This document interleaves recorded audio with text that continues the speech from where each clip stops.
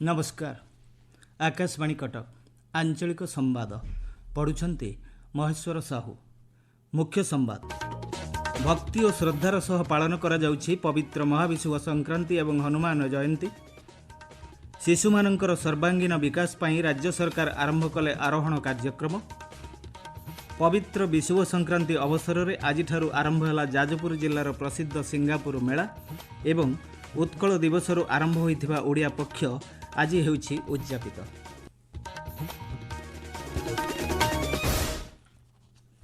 आज हेउछि पवित्र महाविषुव संक्रांति। बसंत ऋतु शेष होई ग्रीष्म ऋतु आज आरंभ होइथाय। सूर्यंक ताप बढ़िथाय एवं वायुर गति मध्य प्रखर होइथाय। आज दिन को पणा संक्रांति भावे मध्य पालन करा जायथाय। ओडिया पांजी हिसाब से महाविषुव संक्रांति को वर्षर प्रथम दिन भावे पालन करा जायथाय।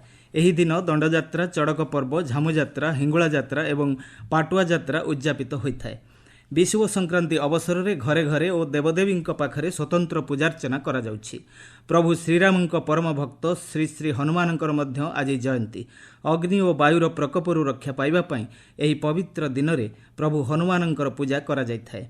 देश में प्रभु श्री श्री हनुमानंकर जयंती को भक्ति भाव में हनुमान चालीसा पाठ सहित आनंद उल्लासर सह पालन करा जाउछि।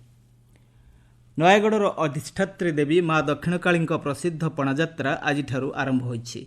आज पणा संक्रांति उपलक्षे माँ मंदिर में प्रस्तुत सुस्वादु पणा को एक पटुआर दक्षिणकाली मंदिर नियाजाई सहर में विजे करिथिबा सुलिया, रामचंडी, मंगला, ब्राह्मणी देई एवं तरकेई ठाकुराणी को अर्पण करा जायथिला। परंपरा अनुजाई आज सकाळे जगन्नाथ मंदिर एक आज्ञामाल दक्षिणकाली निकट को आसिबा परे मंदिर में स्वतंत्र होम अनुष्ठित होइथिला। पणायात्रा अवसर में आसंता 20 तारिख पर्यंत विभिन्न सांस्कृतिक कार्यक्रम आयोजन करा जायछि। मालकानगिरी संस्कृति भवन परिसर में ओडिया भाषा पक्षर उद्यापनी उत्सव सहित ओडिया नववर्ष और महाविषुव संक्रांति उत्साहर सह पालित हो जायछि। कार्यक्रम में जिला प्रशासनिक अधिकारी माने जोगदेई प्रत्येक स्तर में मातृभाषार प्रचार प्रसार और व्यवहार उपरे गुरुत्व देथिले।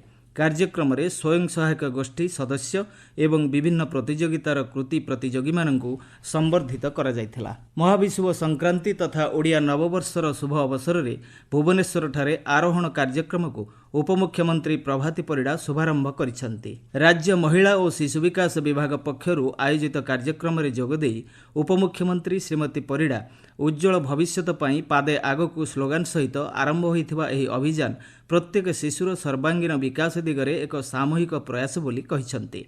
पोषणर टार्गेट रे एथरक हिताधिकारी 38,41,000 ऊर्ध्व पिला अछन। समस्तंक पाई आमे जेमती सुपोषित मिशन करूछु। ये आरोहण सेमानक मनरे गोटे नुआ सीढ़ी चढ़िवा पाई नुआ जीवनर एक शिक्षार पहाच को चढ़िवा पाई ये एक नुआ प्रेरणादायी उत्सव भावे हबो। श्रीमती परिड़ा कहिसंती राज्य में प्राक प्राथमिक शिक्षार भित्तिभूमि को सुदृढ़ करने एही अभिलाषी कार्यक्रम मूल लक्ष्य। शिशुमानंकर उज्जवल भविष्यत गठन पाई परिवार और समाज तथा अभिभावक मानंकर सक्रिय अंशग्रहण और सहयोग अत्यंत जरूरी बोली श्रीमती परिड़ा गुरुत्व आरोप करिसंती। कार्यक्रम में जोगदेई महिला और शिशु विकास विभाग कमिशनर तथा शासन सचिव डॉक्टर मृणालिनी दरस्वाल अंगनवाड़ी केन्द्र को अधिक सक्षम करने सहित शिशुमानंक सामूहिक विकास क्षेत्र को अधिक त्वरान्वित करने पाई समस्त अंगनवाड़ी कर्मी एवं अधिकारी सक्रिय सहयोग कामना करथिले। भारतीय संविधानर प्रणेता डॉक्टर बाबा साहेब भीमराव आंबेडकर आज 136तम जयंती अवसर में देश श्रद्धासुमन अर्पण करुछि। 1891 मसीहा आजिर दिन में बाबा साहेब महाराष्ट्र में जन्मग्रहण करथिले। बाबा साहेब द्वारा प्रणीत संविधान 1950 मसीहा जनवरी 26 तारिख में देश में लागू होइथिला।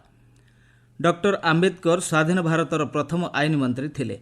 दलित एवं पछुआ वर्गर लोकमानंकर स्वार्थ रक्षा एवं स्वाभिमान पाई बाबा साहेबंकर अवदान अतुलनीय। एही महान नेतांकर देशप्रेम एवं पछुआ वर्गर लोकमानंकर उत्थान पाई नैथिबा बलिष्ठ पदक्षेप स्वरूप 1990 मसीह तांकु मरणोत्तर भावे भारत रत्न पुरस्कार प्रदान करा जायथिला।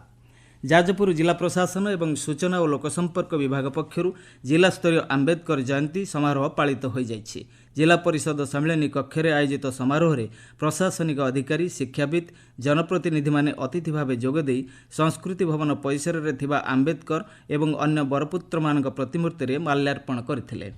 ଏହି ଅବସରରେ ବିଦ୍ୟାଳୟ ସ୍ତରରେ ଆୟୋଜିତ ଓଡ଼ିଆ ବକ୍ତୃତା ପ୍ରତିଯୋଗିତାର କୃତି ଛାତ୍ରଛାତ୍ରୀମାନଙ୍କୁ ପୁରସ୍କୃତ କରାଯାଇଥିଲା। ଭାରତରତ୍ନ ଡକ୍ଟର ବିଆର୍ ଆମ୍ବେଦକର ଏବଂ ସମର କବି ବ୍ରଜନାଥ ବଡ଼ଜେନାଙ୍କ ଜୟନ୍ତୀ ଢେଙ୍କାନାଳରେ ସମାରୋହରେ ପାଳିତ ହୋଇଯାଇଛି। ଜିଲ୍ଲାପାଳ ଆଶିଷ ଈଶ୍ୱର ପାଟିଲ ବ୍ରଜନାଥ ବଡ଼ଜେନା ଉଚ୍ଚ ବିଦ୍ୟାଳୟ ପରିସରରେ ବ୍ରଜନାଥଙ୍କ ପ୍ରତିମୂର୍ତ୍ତିରେ ଏବଂ ଜିଲ୍ଲା କାର୍ଯ୍ୟାଳୟ ସମ୍ମୁଖସ୍ଥ ଆମ୍ବେଦକରଙ୍କ ପ୍ରତିମୂର୍ତ୍ତିରେ ମାଲ୍ୟାର୍ପଣ କରି ଶ୍ରଦ୍ଧାଞ୍ଜଳି ଜଣାଇଥିଲେ।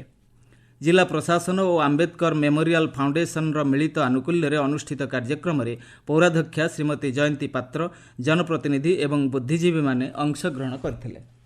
ଆପଣମାନେ ଆଞ୍ଚଳିକ ସମ୍ବାଦ ଶୁଣୁଛନ୍ତି ଆକାଶବାଣୀ କଟକ କେନ୍ଦ୍ରରୁ।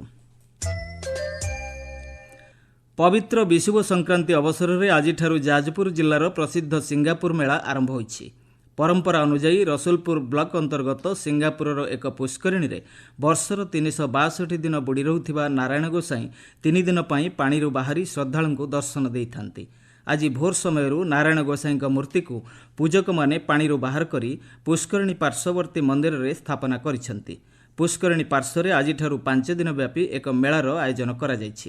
ନାରାୟଣ ଗୋସାଇଁଙ୍କ 16 ଉପଚାର ପୂଜା ଓ ଯାଗଯଜ୍ଞ ଆରମ୍ଭ ହୋଇଛି। ଓଡ଼ିଆ ଭାଷା, ସାହିତ୍ୟ ଓ ସଂସ୍କୃତି ବିଭାଗ ପକ୍ଷରୁ ଚଳିତ ମାସ ପହିଲାରୁ ଚାଲିଥିବା ଓଡ଼ିଆ ପକ୍ଷ ପାଳନର ଉଦ୍ଯାପନୀ ସମାରୋହ ଓ ଓଡ଼ିଆ ନବବର୍ଷ ପାଳନ କାର୍ଯ୍ୟକ୍ରମ ଭୁବନେଶ୍ୱରସ୍ଥିତ ଓଡ଼ିଶା କୃଷି ଓ ବୈଷୟିକ ବିଶ୍ୱବିଦ୍ୟାଳୟ ପରିସରରେ ଆରମ୍ଭ ହୋଇଛି। ମୁଖ୍ୟମନ୍ତ୍ରୀ ମୋହନ ଚରଣ ମାଝୀ ମୁଖ୍ୟ ଅତିଥି ଭାବରେ କାର୍ଯ୍ୟକ୍ରମରେ ଯୋଗ ଦେଉଛନ୍ତି। ଓଡ଼ିଆ ଅସ୍ମିତା ଓ ସ୍ୱାଭିମାନର ଓଡ଼ିଆ ପକ୍ଷ ପାଳନର ଅନ୍ତିମ ଦିବସରେ ଆଜି ନୟାଗଡ଼ ଜିଲ୍ଲାରେ ଓଡ଼ିଆ ନବବର୍ଷ ପାଳିତ ହୋଇଯାଇଛି। ରାଜ୍ୟ ସରକାରଙ୍କ ଓଡ଼ିଆ ଭାଷା, ସାହିତ୍ୟ ଓ ସଂସ୍କୃତି ବିଭାଗ ଏବଂ ରଣପୁର ବ୍ଲକ ପ୍ରଶାସନ ପକ୍ଷରୁ ରଣପୁର ବ୍ଲକ ସମ୍ମିଳନୀ ଗୃହରେ ଆୟୋଜିତ ଓଡ଼ିଆ ନବବର୍ଷ କାର୍ଯ୍ୟକ୍ରମରେ ଅତିଥିମାନେ ଓଡ଼ିଶାର ସାଂସ୍କୃତିକ ଓ ଅର୍ଥନୈତିକ ବିକାଶ ପାଇଁ ସଂକଳ୍ପ ନେବାକୁ ଆହ୍ୱାନ ଦେଇଥିଲେ। ଏହି ଅବସରରେ ମହିଳାମାନଙ୍କ ମଧ୍ୟରେ ବିଭିନ୍ନ ପ୍ରତିଯୋଗିତା ଅନୁଷ୍ଠିତ ହୋଇଥିଲା। ଗ୍ରାମୀଣ ଲୋକକଳାର ପ୍ରବୀଣ ପ୍ରତିଭାମାନଙ୍କୁ ଅତିଥିମାନେ ପୁରସ୍କୃତ କରିଥିଲେ।